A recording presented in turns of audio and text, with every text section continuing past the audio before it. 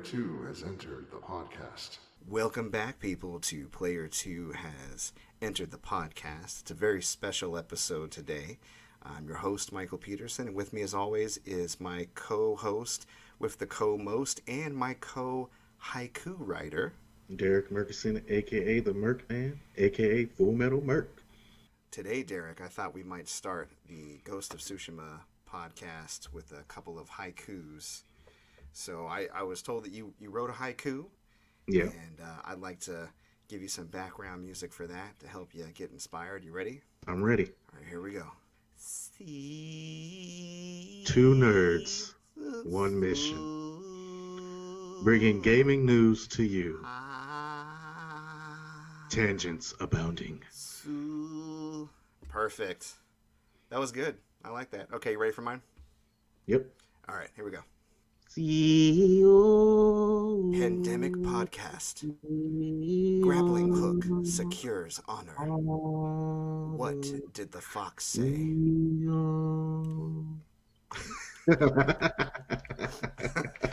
That's pretty good. I love it.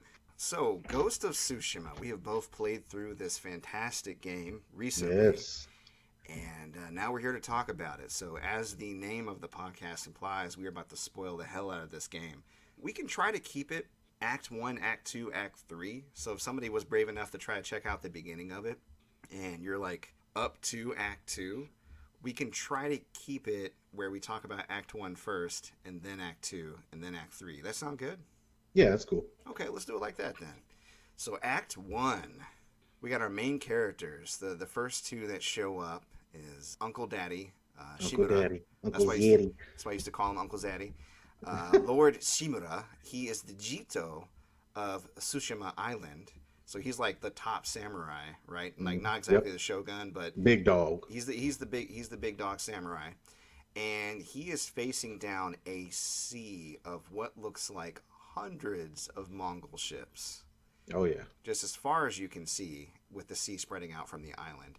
And he's got maybe how many samurai cavalrymen would you say he had? Oh, maybe 300, maybe 300. Yeah, 300. Yeah, looked a little like the movie 300. Yeah, with the Mongols kind of being the Persians, like their numbers were outstanding. We're introduced to our main character, Jin Sakai. It threw me off that they pronounced his name Jin. Can I just start with that?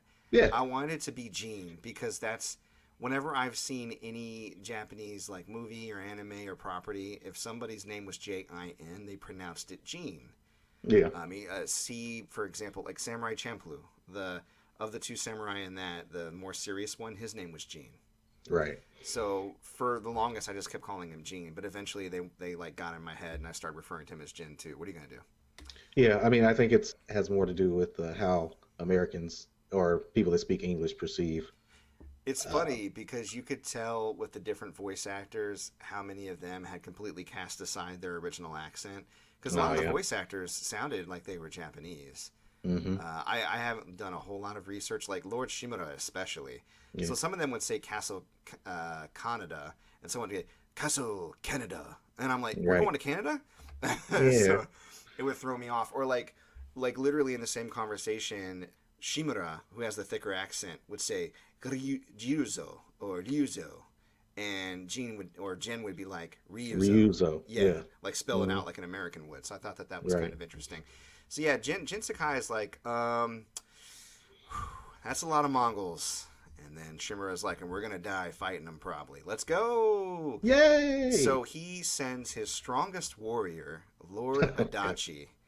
And we'll get into the Adachi clan later on. But Lord Adachi, he goes, hey, Lord Adachi, go down there and show him what you got. Show him what you got. You know, make him feel like a bunch of bitches. And the Lord Adachi was like, I got this.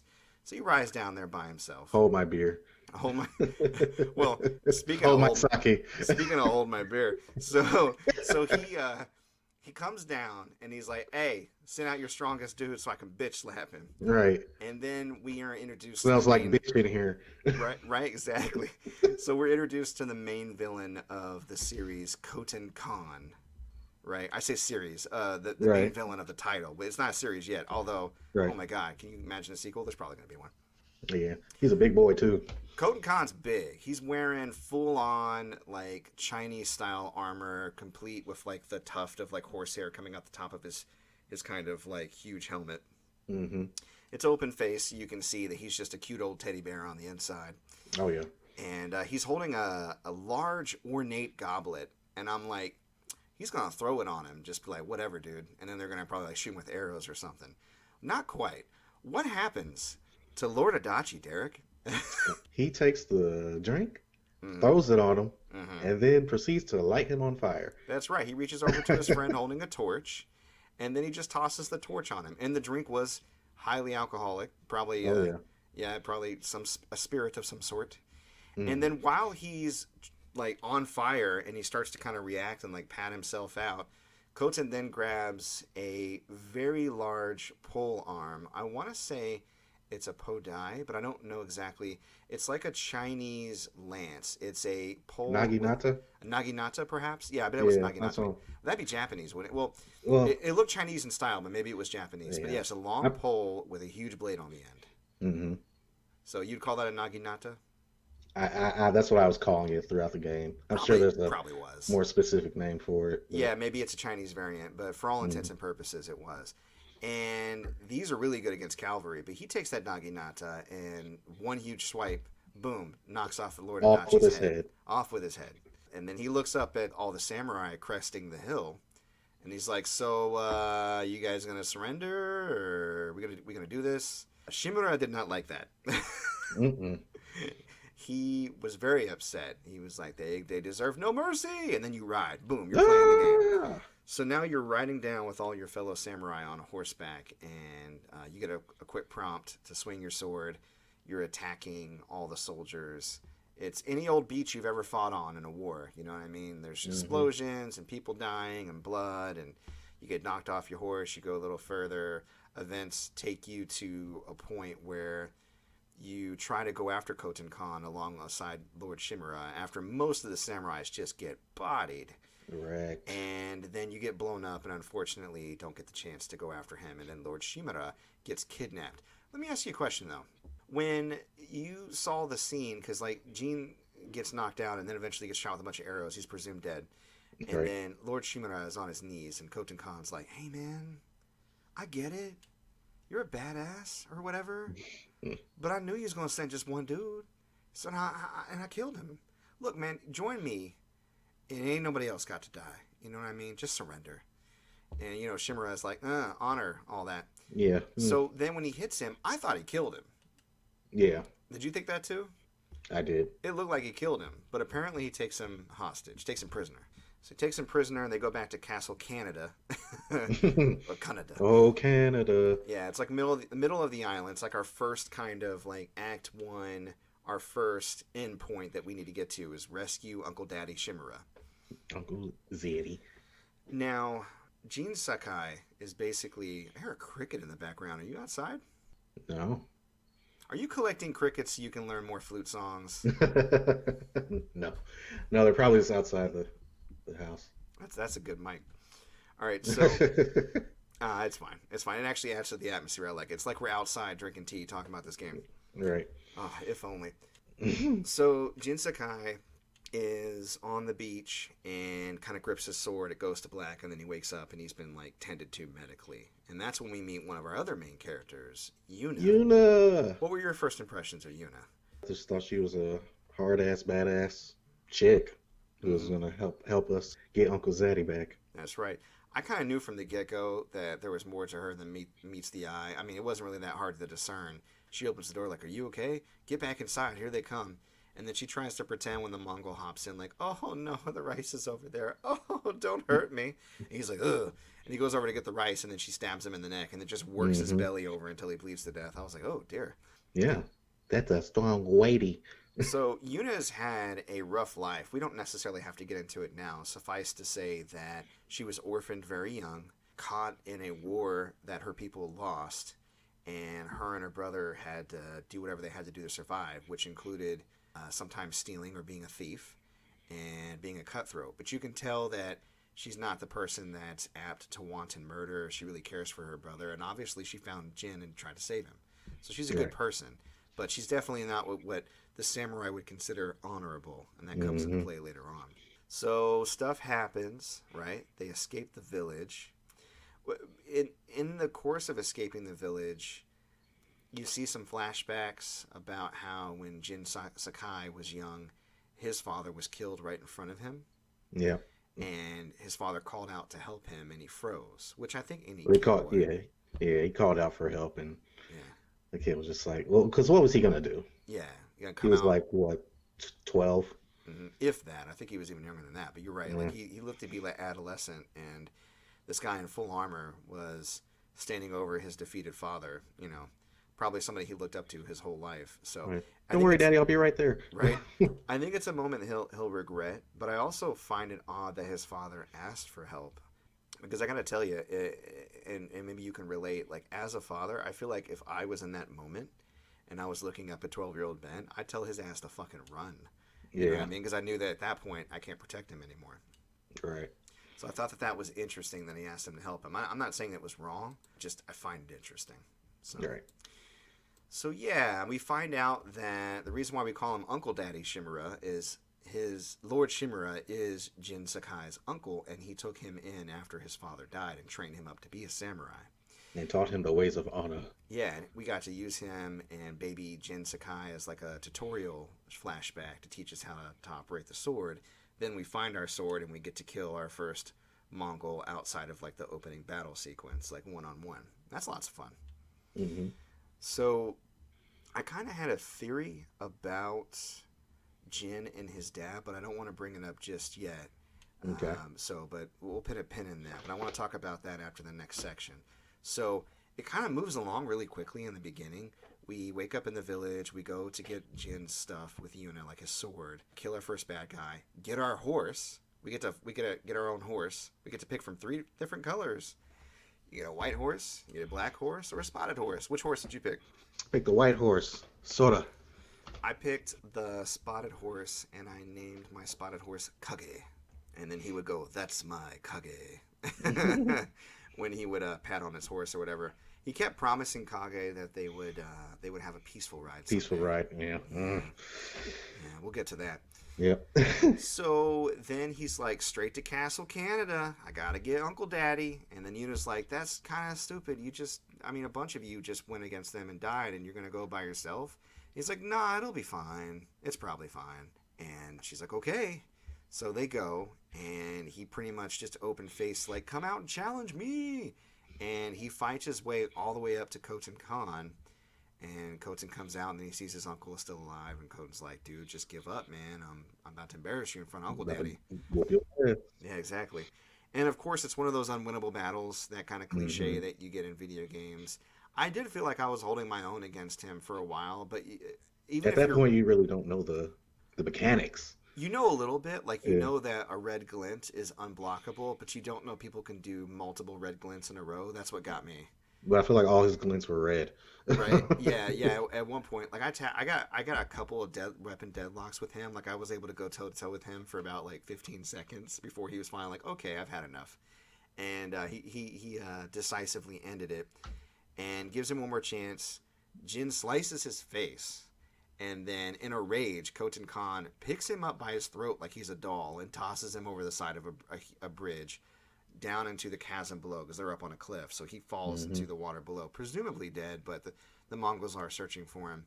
And he washes up on a beach. And this is the first time that we get a glimpse of a major mechanic in this game, the guiding wind. Hmm. And the guiding wind, I really liked it. I liked its function and its purpose and what it did aesthetically for the game. But what did you think about it? It got to be a little much at times. Like there was shit blowing everywhere all the time. Well, for those who don't know, the guiding wind it could be a subtle wind if you didn't activate it manually, but whenever you came out of a menu, usually it would kick up for a second, and whatever Hmm. way the wind was blowing, that was your next objective. So if you had something marked on the map, it was blowing towards that. If you had a main mission objective, it would blow towards that. For most of the game, there were a couple of times you had to kind of figure stuff out on your own, which we're going to talk about that. But this game did a really good job with helping you follow trails or clues, much better than The Hmm. Witcher even. So we'll get to that in a second. But the thing I liked about the Guiding Wind is it really helped the game to hide the HUD, the heads-up Yeah. display. So you really got to see this big, panoramic, beautiful view of the island of Tsushima. And they did a really good job graphically with this island. Oh yeah. And the weather effects and the particles. There's particles everywhere. That's part of it. The wind was always kicking something up. Like if you have allergies, Tsushima will murder you. Mm-hmm. Probably in like 0.2 seconds because there's always like just debris and dander in the air at all times. If not, like you're near like a forest that just burned down and there's a lot of embers floating through the air. Like there's always something, right? Yeah. But here's my theory about the Guiding Wind. This is something I wanted to get to. And this may not even be that profound. You probably thought the same thing and didn't think it was that hidden, but I haven't heard anybody talk about it. I think the Guiding Wind was his father. Okay. And the reason why I think it was his father is because if you recall, when they flash back to Jin at his father's funeral, and Yuriko, which is that older lady that took care of him and was like kind of like their family retainer or whatever, she told Jin, "Your father is the wind at your back." And the very first time, and this is him on the beach when he wakes up after being thrown off the bridge by Khoten Khan, he finds his sword, he picks it up, and he's on his knees, and he pleads out loud to his father to help him save his uncle. And as soon as he finishes calling out to his father for help, the Guiding Wind picks up. So I don't know if it was smart or not so smart to not make a big deal of it, because I think there could be an emotional connection to that mechanic. Right. Because it took a while for me to even like put two and two together. But once I did, like, I got to the point where I was flicking the wind, like, okay, where do we go next, Dad? Right. You know what I mean? Like, thanks, Dad. Show me the way, Daddy. Show me the way, Wind Daddy. I got Uncle Daddy and Wind Daddy. Wind Daddy. Blow hard, Wind Daddy. Woo, this is getting Not X-rated. that hard. Jesus. Not that hard. Oh, jeez. Whoa, my hat. My straw hat. I guess it helps with the straw hats. The wind will blow right through it because like, they're barely put together. How many straw hats did you end up having at the end of the game? I only had like a couple. I feel like I had like 54. Yeah. It was crazy. I was like, how many different styles of straw hats could there possibly be? Right. You know what I mean? Well, that's good. That's because you 100%ed it. I wasn't about that life. It's okay. We'll get to that too. So he meets up with Yuna shortly after. She's got the horses and she's searching for Jin. And then they decide to go on a quest to gather allies and try to save his uncle. And we soon get kind of like the ghost aspect where we go with Yuna to try to scout a location where her brother might be to save him. And she convinces Jin to sneak up behind an enemy and stab them stealth style, which is against everything he's ever been taught. In fact, while he's sloppily killing a guy very loudly and not like efficiently, because like it's his first time, he's like, I don't know how do you murder somebody without looking at their face. Right. He has a flashback. Yeah, he has a flashback to bear hunting with Uncle Daddy Shimura, and Shimura like basically tells him people who try to kill you, like assassinate you, or if you are to face your enemy, you look them in the eye before you kill them. You do it with honor. So like, and a few other times after that, I've noticed that there are a few times where throughout that Act 1, I would kill somebody in a stealth way, and then like Daddy Shimura's words would pop up in the air somewhere, like, remember, you have no honor, and you suck. And I'm like, I'm sorry. I'm sorry, Uncle Daddy Shimura. So, but, I mean, in the beginning, when you're severely underpowered, when you don't have a whole lot of tools in your combat arsenal, sneaking around and taking out enemies, especially when there are hostages in the village that they'll kill immediately if they're alerted, it's effective, right? So you kind of need it. So the game does a really good job of like introducing that theme into gameplay. The theme of, you know, what will you compromise, you know, morally? What of your ideals will you sacrifice in order to be more effective? Because we've seen the head-on approach in the beginning of the game, and the Mongols were ready for it, and the Mongols took them down. The Mongols peppered them with explosives and soldiers and funneled them through this canyon, and they knew all the tricks and tactics. Khoten Khan said as much. He's like, I studied you. I know. You know what this reminded me of a little bit? I don't know if you had this thought while you were playing the game. It reminded me of American history with the American Revolutionary War.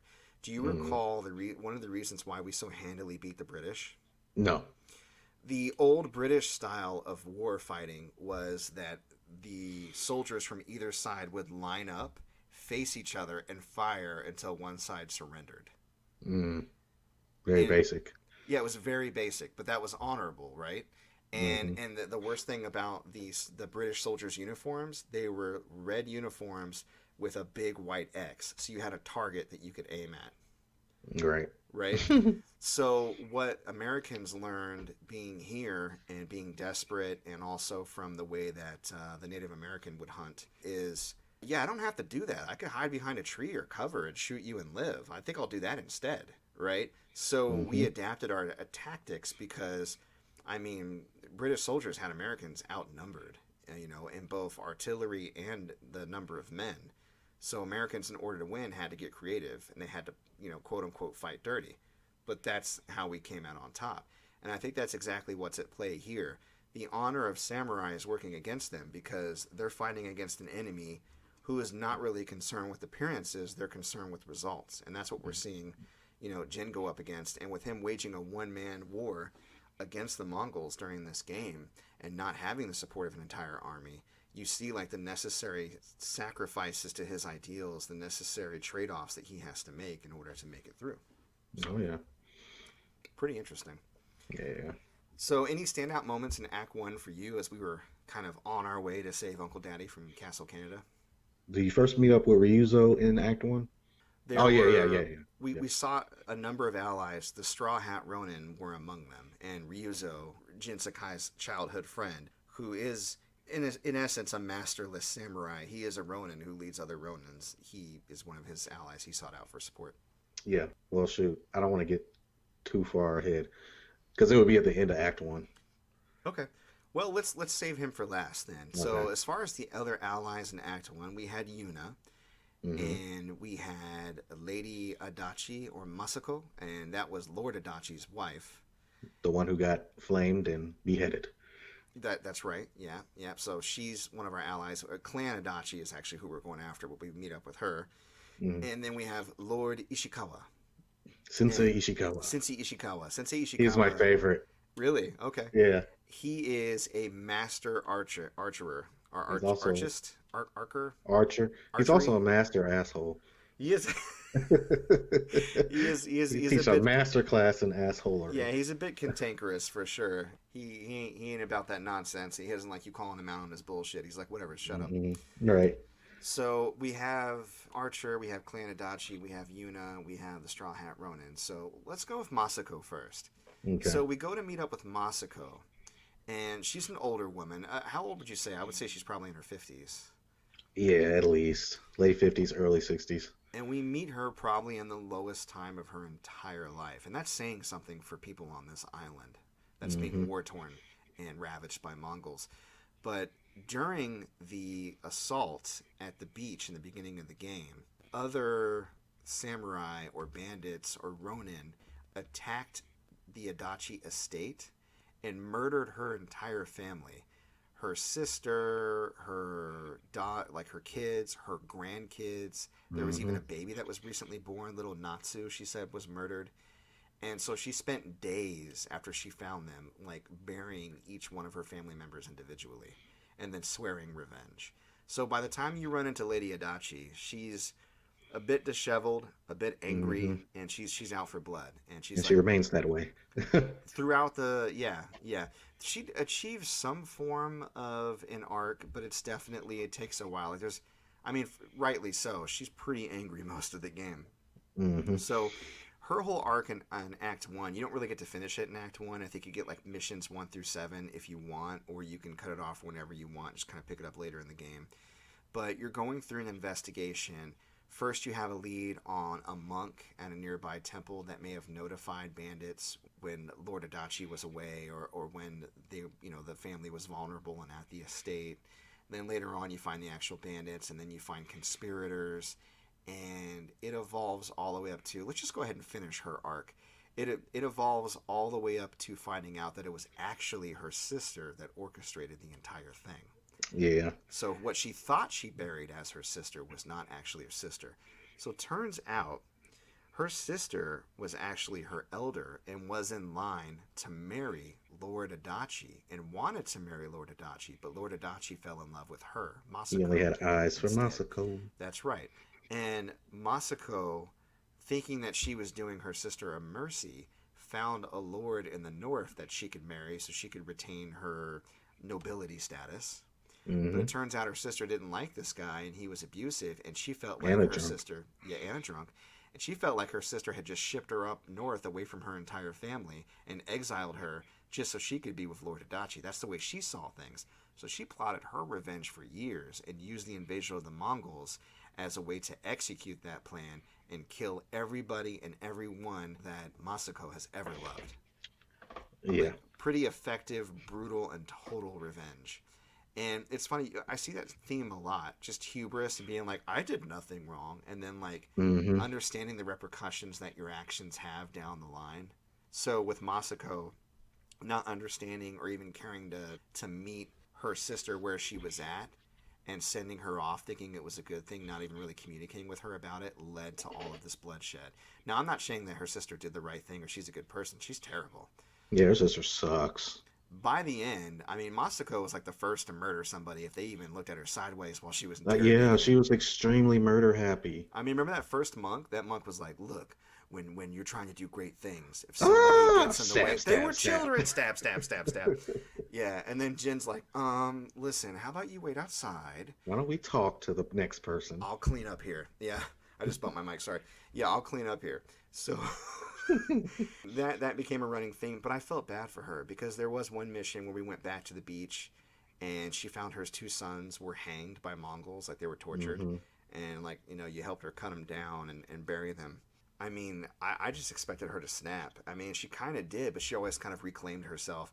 And at one point, it got so bad with her, with you trying to stop her, like her bloodlust, that she attacks you Oh yeah. I because was like, she's going to kill a no. monk. She was going to kill a monk for thinking that he might have sort of been involved with it, even though that wasn't confirmed yet. She was ready to kill him, Right. and that's when Jin was like, "Hey, whoa, whoa, wait a second."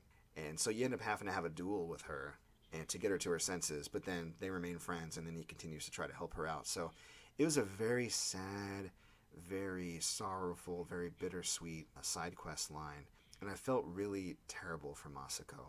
Like the entire time she was like, where do I go from here? What, even after she got her revenge, she's like, what do I do with my life now? You know what I mean? Like there's this theme about grieving and regret and loss and how you carry on afterwards.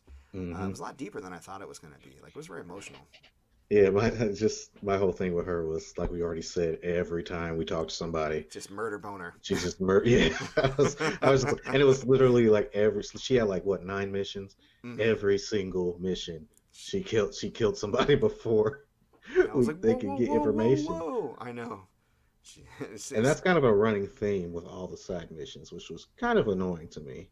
Yeah, what are you gonna do? It's like, yeah, So we have that, and then we got Sensei Ishikawa. We're ah, seeking him the out. name, He gives us our first bow, which is good because the bow is, man, that weapon in this game. Oh boy, I yeah, tell you. His whole deal is a former student of his. He tells us was recently kidnapped, Tomoe, Tomoe. along with a few other people from the island. And so we go to investigate and try to find the Mongol camp where she's being held. And then we find evidence that not only was she not being held prisoner, but she was teaching the Mongols the Japanese way of the bow. Hmm. And then we start to kind of open up that things between Ishikawa and Tomoe weren't always copacetic. Her background's a little sketchy. His motives for taking her on as his apprentice are kind of sketchy. At one point, I'm like, are they in a relationship? Like, You're right. he That always that's what switched I back thought. and forth between like a father daughter kind of setup, a master student or sensei student, to like almost like a love interest. It was very odd to me. Oh yeah, I definitely. They never really landed anywhere with that either, felt like. Yeah, I don't think that it was meant to be romantic at all. Yeah. I think he was literally just looking for a successor, and she was super talented. Yeah, they made a couple of side comments throughout, unless I'm mistaking it, that kind of led me to believe that there might have been something more. I don't know. Maybe it was Jin just trying to feel out what his true motivations were, because he wasn't always upfront. That's the thing about Ishikawa. He kind of knew she ran away and kind of knew she had turned bad and kind of suspected that she was doing this, but didn't tell Jin until, we already discovered it through gameplay. Right. And each time that you did a mission with him, you learned something new that he was withholding, something that he did incorrectly. He kind of reminded me of Return of the Jedi, where Luke Skywalker tried to kill Ben Kenobi, and not Ben Kenobi, Well, yeah, I was like, huh? Ben Solo. Sorry, Ben Solo. Oh, Kylo the Ren. last Jedi. Okay, I thought you No. said Return of the Jedi. Oh, you It know what? was I meant it the was Last Jedi, Mythology. but yeah, it Okay, was that one where they showed like that he saw, like he almost took him out because he wanted to prevent something, and then saw that was wrong, but it was too late. I feel right. like it was something similar with Ishikawa, where like he saw like darkness in her, that things were gonna turn, so he tried to cut her off, and she was like, "Nah, Nah, bro. nah, bruh." That actually ended a lot more tame than I thought it would. Yeah. You know, the Mongols end up turning on Tomoe, and then she ends up wanting to get revenge on them. So we joined forces with Tomoe, an uneasy alliance between Tomoe, Ishikawa, and Jin to take out these Mongols, the last few that she had taught the Japanese way of the bow. And then during all the commotion, she escapes on a boat to the mainland. There had been illusions that she had spoke about where she might start an inn and just rob all the rich people that stay there. So Yeah. that was she's gonna be about that life. Right. And Ishikawa, like, just eternal respect for a student, was like, yeah, she'll probably make it too. Yeah, yeah, yeah, yeah, yeah, yeah. And that's pretty much the end of that. I was expecting something a little bit more dramatic, especially considering Yeah. some of the other small, because you do the smaller side missions where, like, oh, my family was left behind. Can you go check on them? They were both Right. murdered horribly. I found the little kid's Sorry. toy. It's burnt. Here you go. Like, it always Oh, ended something thank like, you. yeah, I know. Oh, man, I just wish I was stronger. I'm like, I yeah, remember that exact sequence. yeah, no, because I saw it and I was like, oh, that's not a happy ending at all. It's a war, so it's not gonna be, but they got surprisingly like candid and brutal in parts, especially when you go to the end of like Yuna's storyline in particular. Hmm. Oh yeah. I'm trying to think of who else, Norio, but we don't meet Norio till Act 2, so we'll save that for later. So we got Ishikawa, we got Masako, and then there's the Straw Hat Ronin, right? Yep. With the Straw Hat Ronin, we meet up with Ryuzo, and he is trying to lead this band of Straw Hat Ronin, and they're starving, right? Like they're desperate, and Hmm. he works with Jin to try to attack supply lines or find Mongols that have stolen Japanese food to get it back and feed his people. He never quite gets to it, and the last mission, we go to free a bunch of captured Straw Hat Ronin, and Ryuzo's like, it's the strangest thing. My men say that the Mongols didn't torture or hurt them. In fact, they fed them. Good food, actually. Why would they do that? And Jin, almost the same time I figured it out, goes, maybe they wanted something in return. You're right. And I was like, oh no, I think these Straw Hats are going to turn on Ryuzo. You know what I mean? I was like worried Right. about him. Yeah. We end up freeing Yuna's brother. He makes us a Taka. Taka, that's right. Taka, what you think about Taka? I mean, he's your run-of-the-mill kind of not brave character, but then kind of shows some bravery and honor throughout the story. I didn't really think that he was not brave so much as not capable. Confident. Yeah, I think he He was wasn't confident. coddled by he was abused by his mother, right? Because Hmm. when him and Yuna were young, their mother was drunk and she would often take it out on little Taka. He was the younger brother. And so Yuna took him away from that. She protected him, while they were vagrants and they were taken in by, I can't remember the name of the clan, but it was one of the samurai clans on the island, or like a Hmm. like a village. Yarikawa, maybe? Yarikawa. Yeah, Okay. Yarikawa. And you could just tell that he was sensitive. He was a Hmm. sweet kid, and he didn't really have a vicious bone in his body. And Yuna was the one that got hard to protect them both. Like she's the one that like you don't really mess with. And Taka's, he's just more gentle, I would say. But Yeah. he does want to help. He is very bound and determined to be useful. I think that's where he picked up his blacksmithing skills. So he makes us a grappling hook, which has got us zipping all around the island. Oh yeah. Woo! Like Spider-Man, but only at preset points. Yeah. But there's a lot of them. Like once I got the grappling hook, I noticed how many buildings I could climb up to the top of really quickly by grappling like the edge or whatever, Hmm. or get Yeah. down really quickly by doing the same. Because you can't infinitely jump, even with that roll. Sometimes you would jack your legs up. Oh yeah. So, um, you get your grappling hook. You're ready to take Castle Canada, right? The only thing I think I may have skipped was one more character in Act 1 that Yuna knows, and so does Taka. And he is probably the only character in this entire game with any kind of like levity or Yeah. humor. Kenji, the Kenji. sake merchant. Yeah. and he makes us hide in a barrel and like Trojan horses us into the encampment where Taka was, and we rescued him. And what would you think about Kenji? Kenji was hilarious, man. I thought he was funny. Yeah. Yeah, that one mission that you actually watched me play, Yeah. when he was like, "If I say it's really good to see you, then it means I'm in trouble and I need you to help." And then he gets in trouble. He's like, "It's It's really good to good to see see you. you. It's good to see you. Oh It's good to see you. Jin, help! They're going to kill my God." That me. shit was hilarious, That man. was really good. I remember that. Yeah. And it was needed because I get why everybody's serious. Like, it's definitely a serious time, but I could have done with a little more levity, to pick things up because everybody was just had either a really dark past or they were wrestling with like recent tragedy and loss, and it was Yeah. just heavy. The thing that offset the heaviness definitely was the beauty of the environments, the really engaging combat, which we're going to get into here in a second, and just some of the lighter parts, like being able to pet a fox, interacting with Kenji, Hmm. stripping down naked, looking at Yeah. samurai Hot booty, getting out of spring. hot springs, yeah, stuff like that. That was cool. It was fun. So before we get into Castle Kaneda, because that's gonna be the first big spoiler at the end of Act One, let's go over our review of the combat, if you don't mind. We'll get that out of the way. Okay. At that point, if people haven't finished Act One, they can kind of hop off. So Okay. combat, probably. I don't know. I'm trying to think. Compare it to the combat I've played in other games this year. The only thing I can really compare it to is Final Fantasy VII Remake. I want to say if I had to choose like which combat system I'd want to play another game using the combat, I'm torn because I had so much fun being Jin. I did.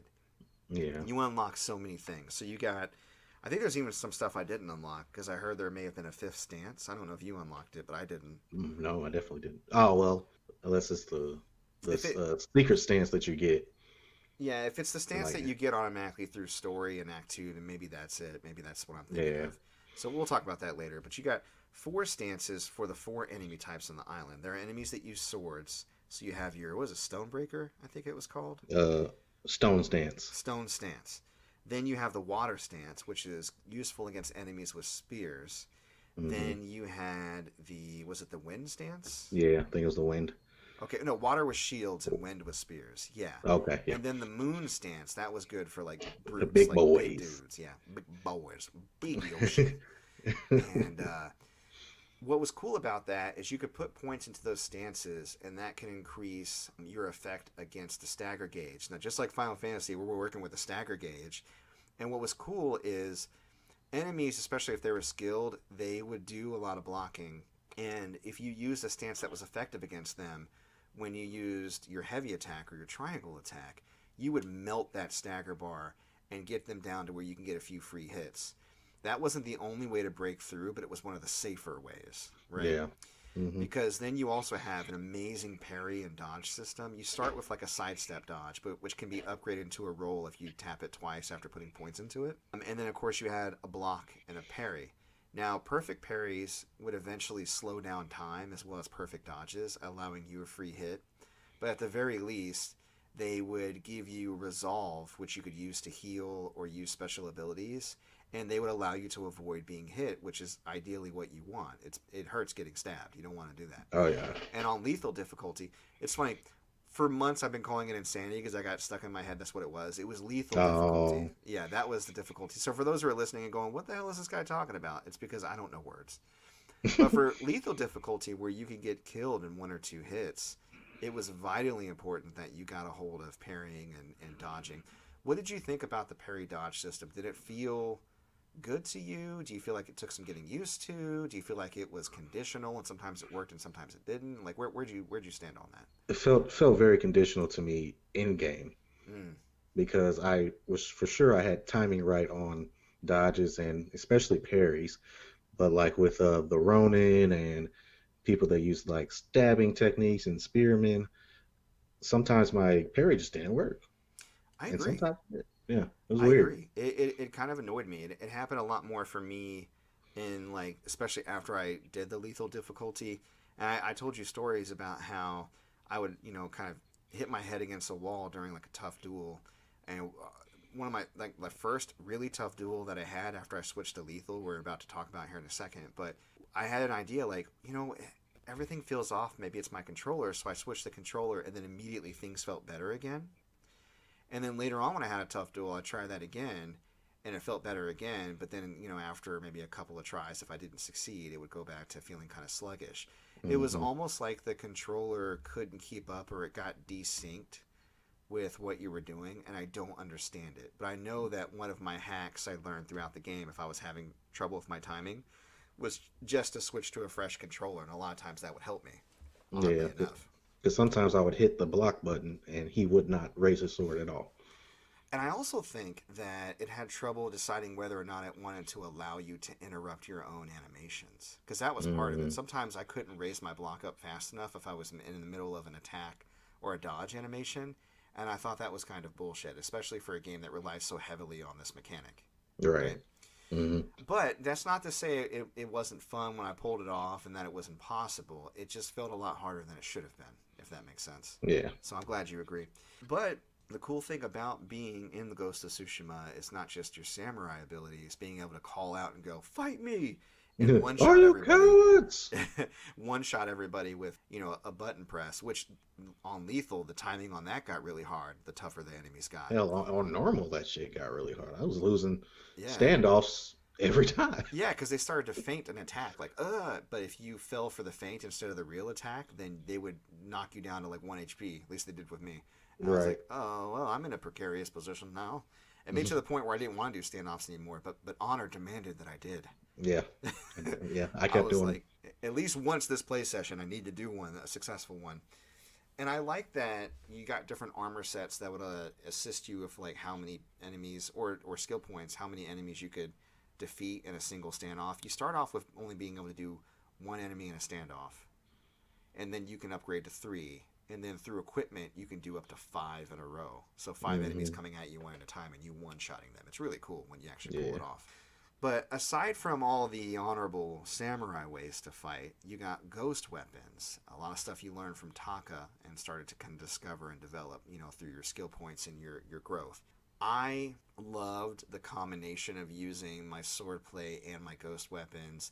And the thing about all these tools and how effective they were in different situations, and I think I spoke about this, in other episodes of the podcast, if I made a mistake or I died, I always felt like, okay, that was my fault because I could have done this instead. Like, I never felt like it was impossible to win something. Duels were tougher because you couldn't use ghost weapons, but for regular encounters and skirmishes, I always can be like, well, maybe I'll use an explosive bomb to distract these guys, then I'll shoot these guys with fire arrows, then I'll throw kunai to stun this dog, and you know what I mean? Mm-hmm. So let's name all the ghost weapons. So what do we have? We had kunai, right? Kunai. Throwing knives, which evolved to do more damage, and you could throw like up to 3 at a time. And they did a really good job stunning enemies. So you can come in for free hits, possibly kills. Mm-hmm. You had sticky bombs. My favorite. Yeah, I love those. You throw a bomb and it sticks to an enemy, and then after a couple of seconds blows up, and you can increase, of course, the explosion radius, knock them on their ass with it. Black powder bombs, doing something similar, but being more explosive and stun effective, right? Mm-hmm. Yep. And your smoke bombs, which were really cool because if you threw a smoke bomb, you could actually get an execution kill, which is like a one-hit stealth kill because they can't see you momentarily. And there could be upgrades where you would actually be healed by breathing in the smoke from your own smoke bombs, which is weird, but whatever. Right. Let's see what else you had. Firecrackers. And wind chimes. Wind chimes being bringing a single enemy and firecrackers bringing multiple, which I love that they made that distinction. I should have upgraded. Yeah, I should have upgraded to the firecracker because I didn't realize that the wind chime only did one character. So I would throw a wind chime and only one person would run to it. And I'm like, what's going on? Sometimes that was good. Sometimes you didn't want to get a bunch of enemies because if you attract like 5, you can only take out maybe 1, maybe 2 without the rest of them noticing you. Or if you have the upgrade, you can do like 3 executions in a row. Mm-hmm. But then you still have to contend with the other ones and being seen. So with the firecrackers, with them all facing a certain way, that was useful in some instances. But in others, you just kind of wanted to lure one away at a time. It just depended on your situation. So I liked that you had a distinction. And you could equip charms to augment a lot of your abilities, including making wind chimes poisonous, which was really interesting. Like investing in your chime and then throwing up blood till they die. Mm-hmm. So, yeah. Am I missing any other ghost weapons? Besides, well, let's see. I don't know if the weapon you get from Yuriko is a ghost weapon. Oh, just the dagger. No, the blow dart. Blow darts. Yeah, yeah. I don't think that's much of a spoiler just to say that, but yeah, Okay. later on after Act One, I think well into Act Two, you can get access to blow darts, Well, I which guess it doesn't matter because it's a spoiler cast. yeah, yeah. I'm trying to put it in somewhat in order, but sure, it Yeah. doesn't. Overall, it doesn't matter. So yeah, blow darts to poison enemies so they throw up blood until they die, or to make them berserk so they attack. Those were really useful. The hallucinatory darts, Hmm. where they attack like their fellow soldiers, that actually got me out of more than one bind for sure. Now, here's something crazy What's that that? I didn't try. Try to use a hallucinogen dart on a bear. I feel like they're already on hallucinogenic darts. I know. They It attack would be anything they see. crazy. That'd Yeah. be crazy. Yeah, but later on, I think you can upgrade them to make the hallucinogens like stronger, like make the enemy like take more damage. So Hmm. maybe it would have been cool to have like an army of super bears bust up Attack into a my camp. bears! I loved coming across Mongol soldiers fighting a bear and just sitting back and watching them take each other out. The Hmm. bears were hilarious because they would get a hold of like a soldier's leg and just fling them, Mm, and you would see the mm. body just kind of flop up in the air and fall down again. Yeah. I got flung by a bear myself one time. That wasn't too funny when it happened to me, but it was funny when it happened to them. And, Yeah. but yeah, fighting bears and boars, kind of as like a way to get some crafting materials, kind of interesting. And I like the fact that you had some aggro enemies fighting the Mongols, just like you were. All right, so we get at the end of Act One, and we're going to take Castle Kaneda. I think we're ready now. So Yeah. all our allies show up, and we're ready to rescue Uncle Daddy Shimura. Well, all of our Except, ad. Oh, yeah. Okay, go ahead. no, no, no, you're right, you're right. Except the Straw Hat Ronin don't show up. Dun dun dun. Mm, Yuna's like, "Do we proceed?" And he's like, "Yeah, I guess we gotta." So you, through your usual ghost tactics plus siege tactics plus your friends, you work your way up through Castle Canada, and eventually you run into Ryuzo in a lily pad pond area. It looks like a nice area for a duel, let's say. hmm. And Ryuzo looks a little despondent, and he goes, "Hey, so the Khan put a bounty on the ghost's head, and my soldiers are kind of hungry, so I'm gonna have to kill you." And then Jin's like, "But we're friends. No, we can make you samurai." And he goes, "Yeah, but if you make me samurai, then your uncle's just gonna make me die, or like go up against the Khan and die. And I'd rather Right. just I'd rather just get the food. I just want to eat. Just want to eat." I'm hungry. So this was the first duel, and it was under lethal difficulty where I was just getting wrecked. I must have spent about 20 minutes trying to beat Ryuzo, and then I switched the controller, and I finally did. That was a fun stream for those who want to check that out. It's definitely up on YouTube. I think it's already expired from Twitch by now, but my God, that was tough. What did you think about the battle? I know you were playing on a lower difficulty, but how did you fare? Or like, did it seem fair? Or... I think I beat it the first time. I was really cautious Oh, good, about. Yeah, I good. was really cautious because I just did not want to do this fight over again. Yeah, no, I got it was one of those fights where like I spent a while trying to do it, and then I got really close to beating him, and then still lost. Those are the worst. Yeah. But the thing about him is he and a lot of duels were like this. He had a lot of special moves that he would use variants of. So like you would learn the move, like okay, this is an unblockable attack. He's gonna follow it up with this kick, and then I can move in. But then during one of your attempts, he'd follow it up the kick, and you think you have your opening, and then he does another special attack that he adds onto it with a combo. Yeah. And I'm like, what? You can do that too? And so he just arbitrarily decided on whether or not he would extend his combo or not. So then it kept me guessing. And it really came down to the way I beat him after I switched my controller was just a couple of perfect parries, Hmm. getting up enough resolve for me to do a heaven strike, which is like a single sword slash move to take down a big chunk of his HP and get him to the point where he dropped his hat and ran off and was like, "Samurai, samurai here. Excuse me, Mongols, samurai here." And basically just ratted me out. Snitches get stitches with Yuzo. Yeah, yeah. So he runs off. You take out more guys. You unlock the ability to assassinate samurai through the little paper doors. What do they call Yeah. those? Shinjo Uh, assassinations or something like that? Shogi, Shojin. I don't Yeah. know. I don't know how to pronounce it. Something. Shojin, but I think you're right. And maybe it's like referencing a movie or something, but basically, and I was always wondering why you couldn't do that like from jump. I'm like, why wouldn't Right. anybody think to just stab somebody through the door? But you unlock that, you free Uncle Daddy Shimura, and then you and Uncle Daddy Shimura and your allies, Shoji. Shoji assassination. Thank you. Yeah.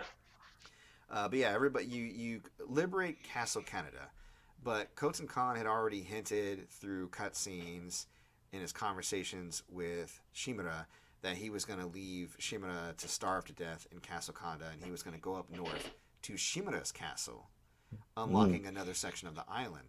So Act 2 is you and Lord Shimura continuing to gather allies and resources to make an assault on Castle Shimura to attack Koten Khan there. But now you also have to fight mid-boss Ryuzo, who's still out there lurking, waiting for a second duel.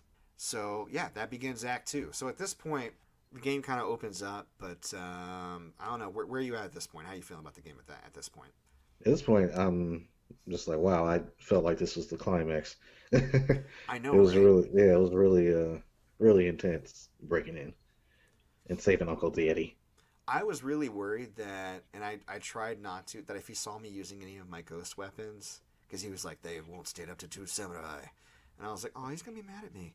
Right. So I try not to use any kunai or anything, but he even approaches him during Act 2 and says, hey, heard you were being brutal. Some of the tactics you used were a little fucked up, but, I'm here. So, I'm in your debt. You saved me, but now I'm here. We can get some other samurai. You don't have to continue to be that person. You don't have to continue down this path.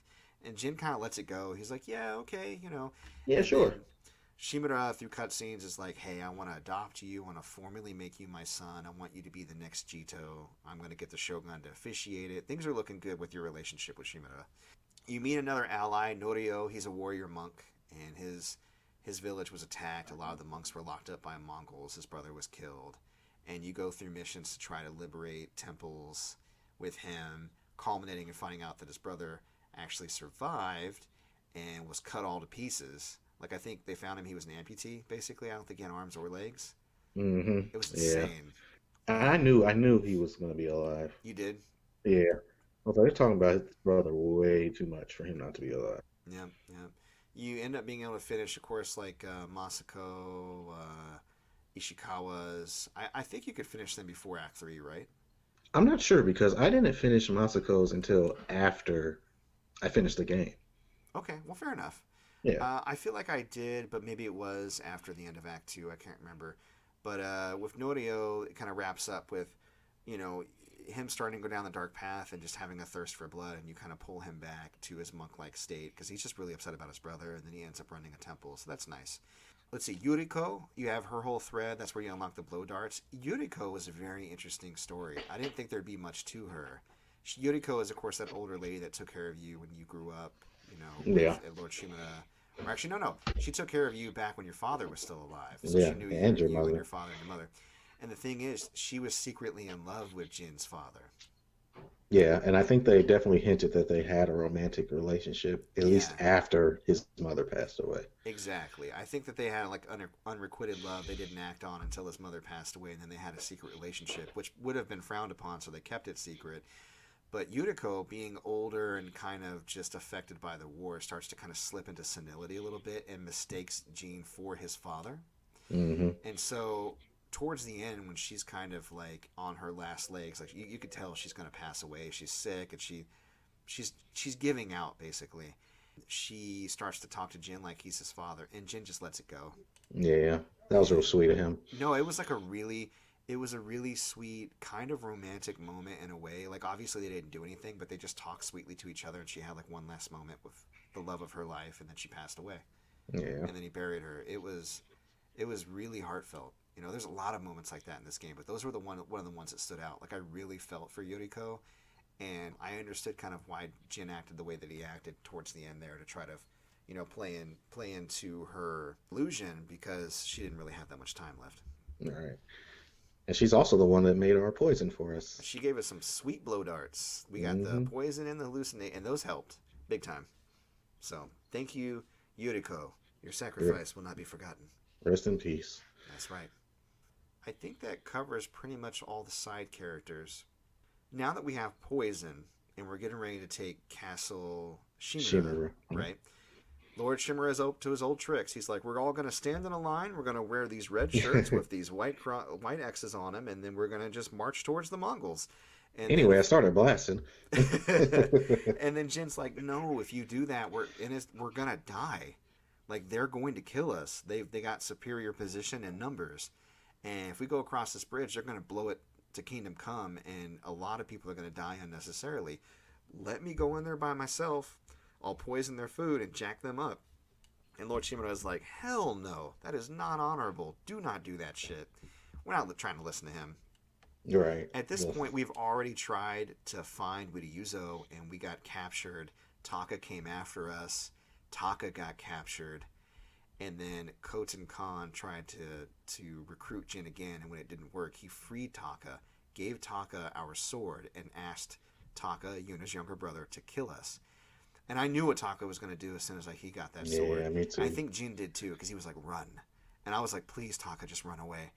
Taka turns and tries to swing the sword at Khotan Khan, but immediately fails because he's just not a swordsman. Khotan Khan then murders Taka in front of Jin, completely severs his head, holds Taka's head in front of Jin, and says, this is what, your friend just died for you. You did this. Now I gotta go find another one of your friends so you can make the decision all over again. Yeah. I was like, yo, Colton Khan's not playing no games. No, he's not. And Jin, all he could do is just yell. And then eventually he escapes. And when he gets to kind of leave, Yuna shows up like, hey, where the hell's Taka? I know he followed you. She finds out about her brother. So Yuna gets mad and goes, what the hell? I told him not to come here. And he came here to support you. And Jin's like, I told him to stop, but... you know, he came anyway. And then Yuna's like, yeah, that's Taka. That's what she said. Yeah, so Mongols come, right? And they're going to attack them. And so Jin's like, we got to get the fuck out of here. And Yuna's like, not without my brother.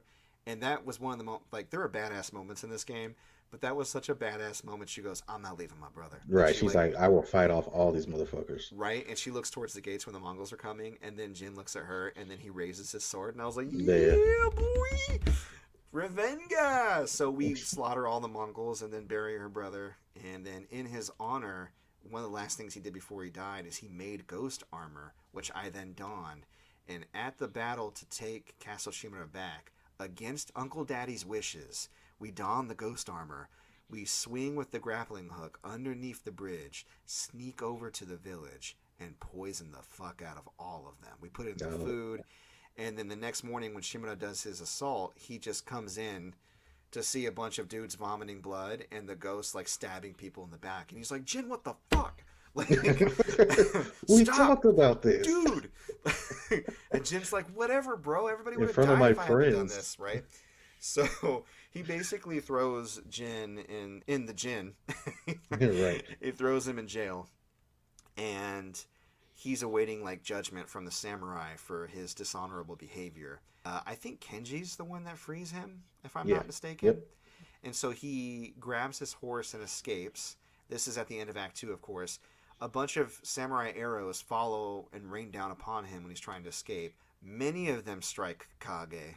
Kage. Sorta. And then he goes north and it gets really cold and then Kage gets tired and he's bleeding and then he falls down and then he dies. My horse. Yeah. Why did they kill the horse? Oh, such bull. They killed the horse. Had I known it was gonna die, I wouldn't have named it so. I know. You could kill him if his name is something different and dumb. Right. You're right. Like Sky. Wait, that was Sora, wasn't it? Yeah, Sora Sky. Yeah, that's dumb. I only named him that because of Kingdom Hearts. I know you did. But yeah, so your horse dies, and then you end up meeting up with Yuna. Now you're straight rogue. You're not being supported by Shimura or the samurai. You still have the rogue Straw Hat Ronin to contend with. You found and defeated Ryuzo during that castle siege, but now all the rest of the Ronin are kind of like leaderless and wandering. The Mongols are much tougher up here, and you still have to get to the very edge of the island to stop Khotan Khan, because now he's retreated to the last stage, Act 3. You are Ghost Boy. And you get another horse. It's like this boring brown horse. I called him not Kage. Not Kage. So you ride Nakage for a while. And then eventually you get to pick out a new horse and you get to name the horse again. This time I picked a black horse and I named the horse Nobu. Yeah, I picked the black horse I named Kage. Okay. Okay, great. So you got my Kage. Yeah, I got your Kage. The spirit of my Kage.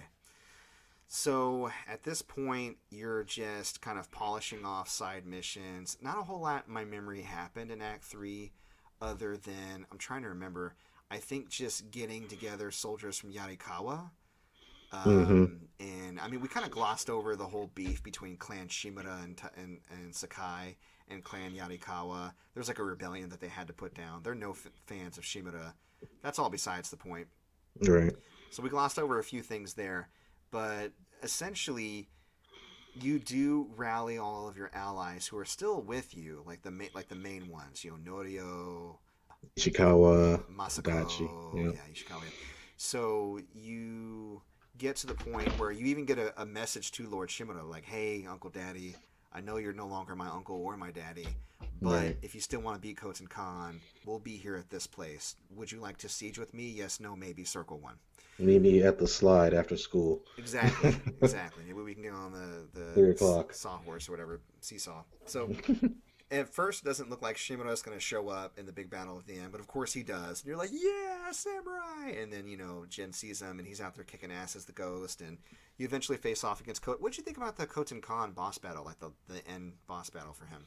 I don't know. I thought it was kind of easy because the second half of it, where he's just basically sending guys after you and also chasing after you himself.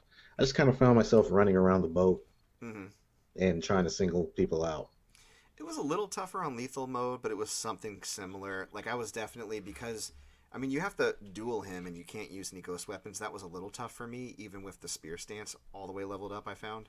Hmm. But that part, once he escapes and he starts throwing other soldiers at you, and then he comes in to attack with them, and you're juggling, fighting him and the other soldiers, I found it kind of easy too, because then your tactics kind of change up when you're fighting multiple enemies, and the fact that you have access to your ghost weapons, and all of them have been leveled up at that point. Like, I was dipped and buttered. I was ready to go. Hmm. All my skill points, I was like maxed out. So I think I didn't get it on my first try. I think it took a couple of tries because I had to kind of get the rhythm of the flow of enemies and things. And lethal's just like that. You make a single mistake, it's over. But yeah, it wasn't too hard. Definitely not one of the hardest things I've done in the game. But I enjoyed it. I thought it was cool. And I like the fact that that's not over, because what happens next? Oh, shit. Shimura calls Yeah, you back yeah. to your estate, right? Yep. Hmm. And you decide to go. And you're like, hey, what's up, Uncle Daddy? Yeah, so we liberated Tsushima. That's cool. Sorry, I'm not going to be your son. Yeah, that's rough, awkward. What do you want to do? He's like, oh, no, maybe we could Hang out by the by that tree, that big yeah. circular area that looks like it's good for duels. I guess we could go over there. I don't know. Yeah. So we go over there, and lo and behold, surprise, surprise. Yeah, so the Shogun wants me to kill you, and I'm gonna, because honor or whatever. Yeah, and the reasoning was because he felt that the people of Tsushima were rallying towards the ghost cause and that he was Hmm. creating his own army He needed to restore order and faith in the in the ruling class, samurai. in the samurai. And in order to do that, he had to take the ghost down. Hmm. It was very, very emotional. It was, because you could tell, like, I never doubted once that Lord Shimura cared for Jin Sakai, or that he cared for anybody in general. I thought he was a very warm person, despite the fact that he was a slave to his ideals and a lot Yeah, of, like, outdated, kind of ideals of, like, honor and yeah. tactics. You know what I mean? He had the biggest honor boner I've ever seen. Yeah, to Bigger his than detriment. Zuko's. Yeah, Bigger than Prince Zuko. yeah. Oh, yeah, way bigger than Prince Zuko, for sure. He would have caught the Avatar day one, or died Right. trying. But but no, like, it's true. He really did. Like, it was such a huge deal to him, and he lived his whole life by that. I totally get it. And Jin just wasn't about it. So that duel was actually pretty tough. It didn't take me like 20 minutes, but it took me a few tries for sure. Yeah, it took me a few, even on normal. And once you finish, you decide whether or not you will finish Shimura off. Shimura's like, kill me.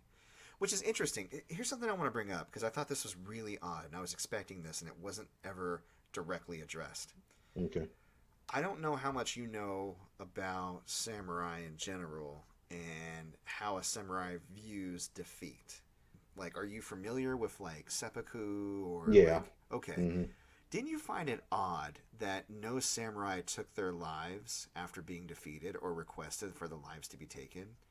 I mean, I think Yeah. it maybe happened once or twice, but it was very rare, and it wasn't something that Gene had even considered. I thought when he woke up, he'd be like, "Man, I should have killed myself."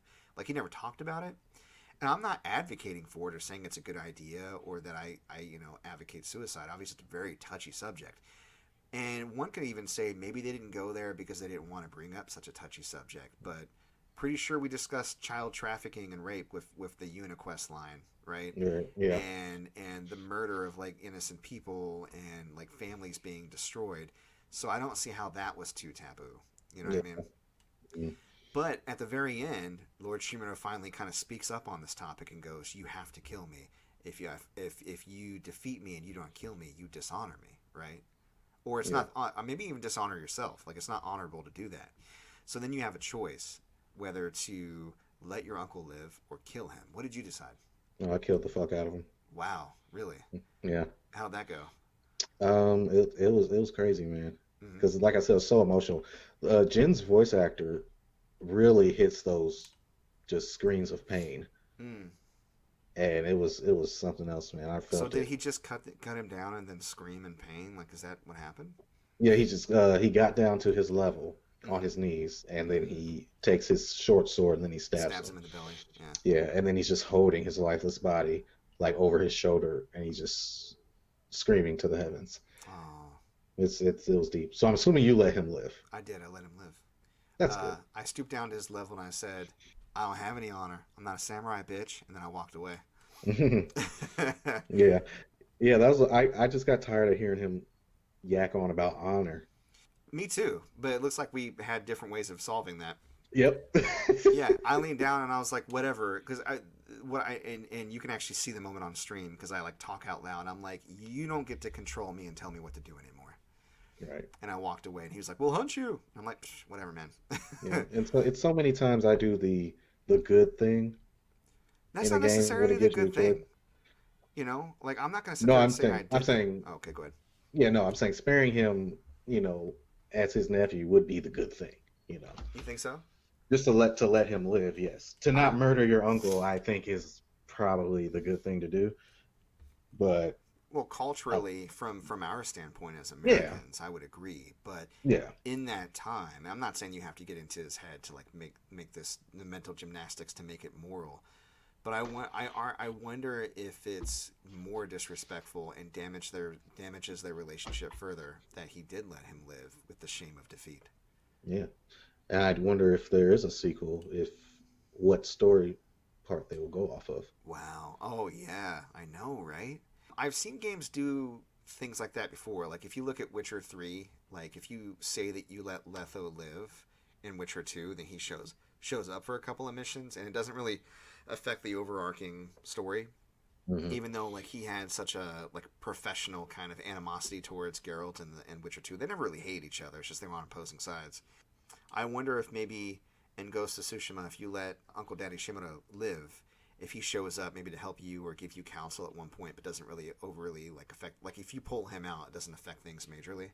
You Right. know, might do something like Hmm. that. Because I feel Yeah. like if they give him too much of a pivotal role, then it's just a lot of extra work just for those two different versions of the game. But it Right. would be neat if they did something like that. That'd be cool, actually. I didn't think about that.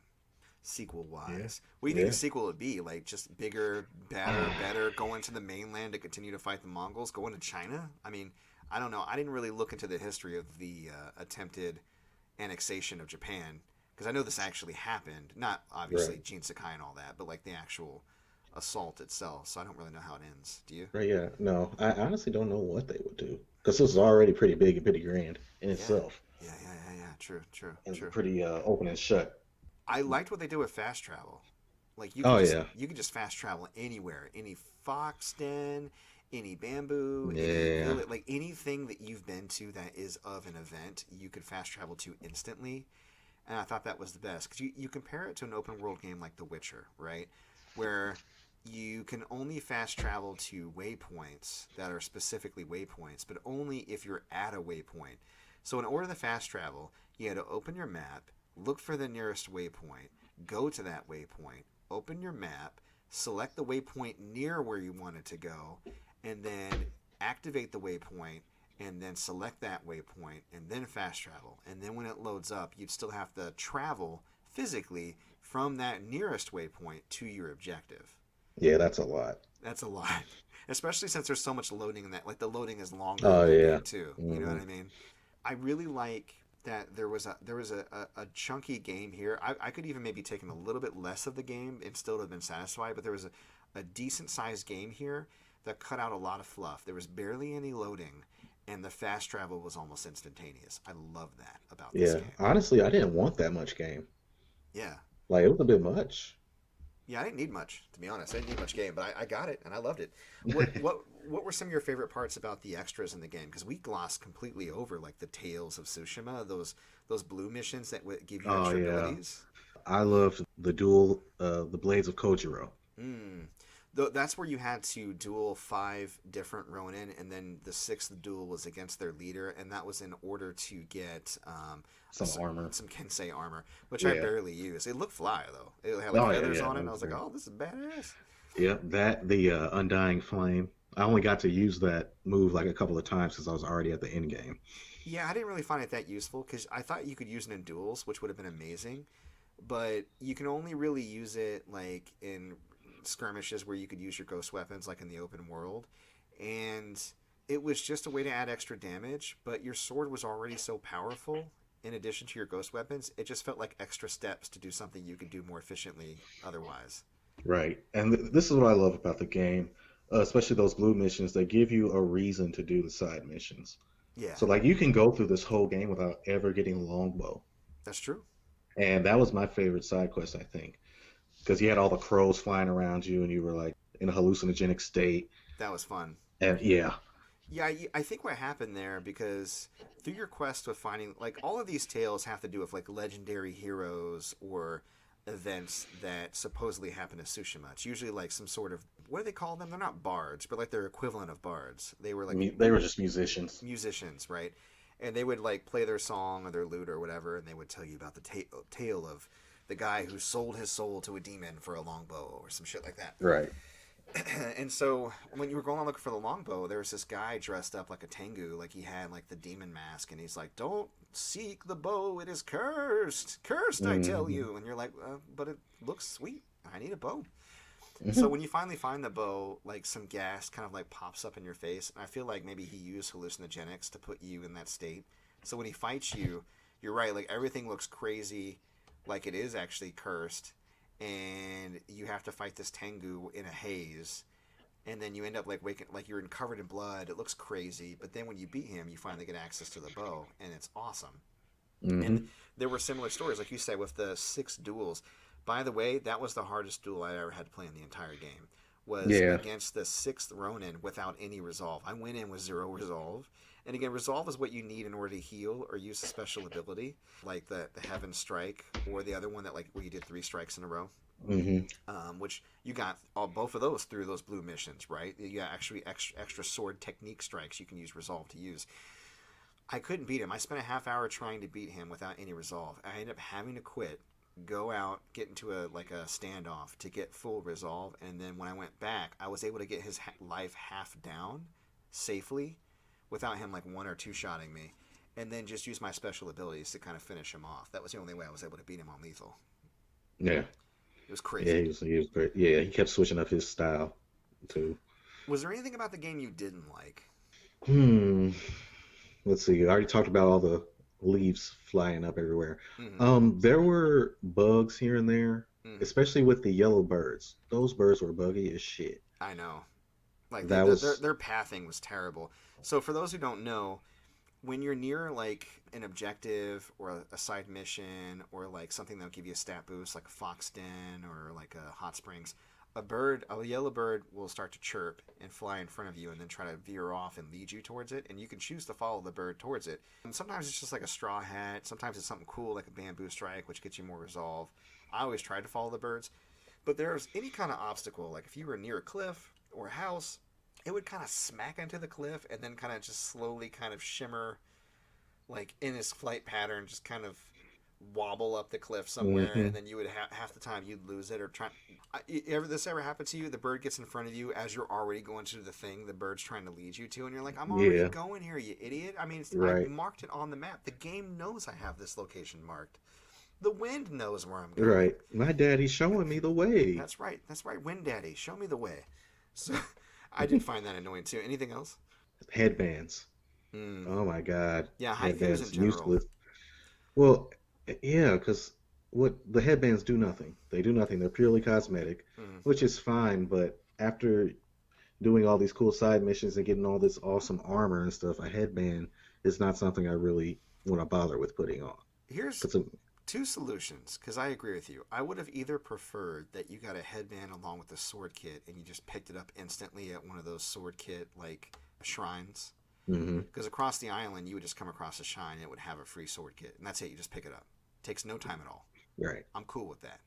So either just add the headband there so you get, sword kit and a headband. Or if you're going to have us do haikus, and they were okay, even though you can only pick from like three different options for your 5 syllable, your 7 syllable, and your 5 syllable again. mhm, If you're going to do that, then give me a little bit of experience points with it, like a little bit of renown. right, So that way, when I'm spending the time doing the haiku, I know that I'm going to get experience points from it. Because it's about the size of like a random encounter. The length, I would say. Wouldn't you say doing a haiku is about the length of a random encounter? Maybe yeah, even a little bit especially longer? if you're looking at all the options. Right. So, just reduce the experience points across the board if you need to for side missions so that way or for like skirmishes or random encounters so that way if you go to the haikus you get a little bit experience bump like it's worth your time. But just getting a headband, every time a bird led me to a haiku or I was going to clear one off the map, I was like, ugh. It made me not like them. And it's kind of a cool idea, right? I mean, Hmm. obviously, how many haikus have we done on the show since? But Right. um, at least three. Yeah. But yeah, I didn't dig that. Anything else you can think of? No, those are pretty much my main things. Combat was amazing. Voice acting was amazing. Hmm. The Hmm. story was pretty good. The only Um, thing I would add is I would reduce some of the side missions that weren't character specific because you could tell like Masako said 1 of 9, so you knew you were doing side missions with Masako, 9 of them. right. Even the missions with Masako or Norio or Kenji, and Kenji only had 4. Ishikawa had 9. Some of those could have been reduced. There were a couple in a row for Yeah. Ishikawa. It's like Tomoe went this way. Oh, Tomoe got away. We will look for her again. By the Yeah. way, I can't Tomoe. believe she took my way of the bow and used it against me Yes. every mission. Yeah, yeah, and but I did used to slap her randomly. Well, you never told me that. Yeah, I Right. was not very nice. That was a Anyways, dick. so in some of the regular side missions without it just felt a little busy, so I would like less of those. I really dug the shrine side things where you found a shrine that you had to climb up to, kind of like it would help you get those special charms that you could equip to augment your abilities. I dug those. I just think less of those, less of the foxes, less of the hot springs, less. I think the charm shrines there was enough. There was a good number of charm shrines. I think that was a good Hmm. number. Less of everything else, and just give us more for it. So cut the hot springs in half, but give us like double the health boost for when we get to them. You know what I mean? Right. Yeah. Because I just felt like there's a little bit too much busy work. Other than that, I agree with you. You don't really feel compelled to have to do all of it because you feel, decently empowered throughout, especially since you have the difficulty options. The combat's amazing. I think I only got like half of the bamboo strikes and half of the hot springs. Pretty much did everything, half of everything that was stat boosting. So, anything else that we've left out or not covered that you wanted to say about the game before we wrap this spoiler cast up? I will say that if you're a fan of, was it Sucker Punch? Suck a punch. Yeah, if you're a fan of Sucker Punch, definitely pick this game up. It is an amazing Yes, masterclass in what the PS4 is capable of and what it's a a good. good developer is capable of. Yeah, it's a good swan song for the system, like the last exclusive. Exclusive. Yeah. Right. Yeah, So they pretty much Assassin's Creed in Japan is what I've heard it compared to a lot. yeah, well, as long as Which, it's not yeah, Japanese Dark Souls, so. right. We That one's love for you, you, Ryan. Rye. Yeah, we love you, buddy. I know he's listening to this because he don't give a shit about playing the game. So, Yeah. I'd say let's just rate it and step out then. I love the game too. I think it's great. Rating it out of 5, 1 being a terrible game that made me angry, 2 just being bad, 3 being like regular, okay, whatever, most games, 4 being like a step above, and 5 being superb. I'd give this a 5. Yeah. I'm gonna go with 4, Okay. and that's just because of some of the side mission bloat that I felt was You felt happening, like it and could have easily been better if they had made yeah, those. Yeah, that's fair. That's fair. yeah, I would even say maybe like 4.5. You know what I mean? Maybe I'll knock a half a point off for that. But I still think if you rate it like purely and emotionally, I don't regret playing this at all. I'd play it again in a heartbeat, and I'm really glad that I got a chance to check it out. So, yeah. And we also got that multiplayer coming soon, so yeah, you and I got to get on that for sure. yeah. Because I So, was gonna sell my copy, and then I was like, wait, that mm, multiplayer is coming though. yeah, get that multiplayer, baby. Okay. Yeah. Well, all right. Well, thank you to those who decided to stop by and listen to the spoiler cast today. If you have thoughts, opinions, concerns that you want to share in regards to Ghost of Tsushima, we can mention it on the next episode. Not the next episode, because we're recording episode 11 tomorrow, so you got to get that in quick. And I don't think I'm going to post this up until from today, probably the following Wednesday or Thursday from episode 11. Just space it out a bit. When we released our spoiler cast for Final Fantasy VII Remake on the same day we released episode 4, people got confused. Nobody listened to episode 4. Like, Oh, they were like, what is this? I don't know which one to listen to. So I don't want to do that again. okay. I'm going to space it out for people. But yeah, if you like what you hear and you want to hear more, I know that you can follow my friend Derrick on Twitter. Where's that Twitter handle at? They can find me on Twitter at goodies_more, on Instagram at gamergoodiesmore, and they can check out my eBay store at ebay.com/str/gamer goodies and more. All right. And you can follow me on Twitter at Mike Peterson AL. MC Paper Stacks Plays if you want to see my entire playthrough of Ghost of Tsushima from start to finish. I think there ended up being 15 episodes.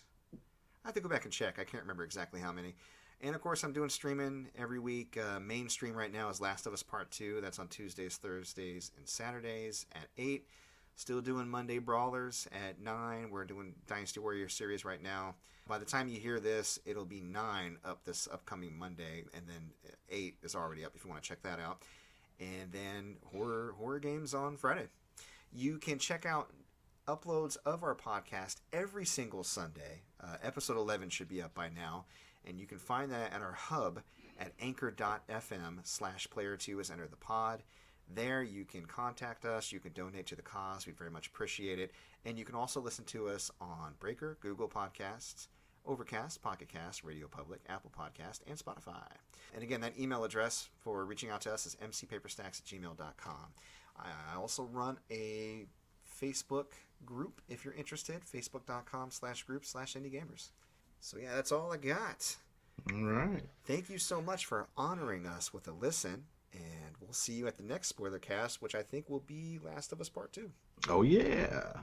All right, bye-bye. See ya.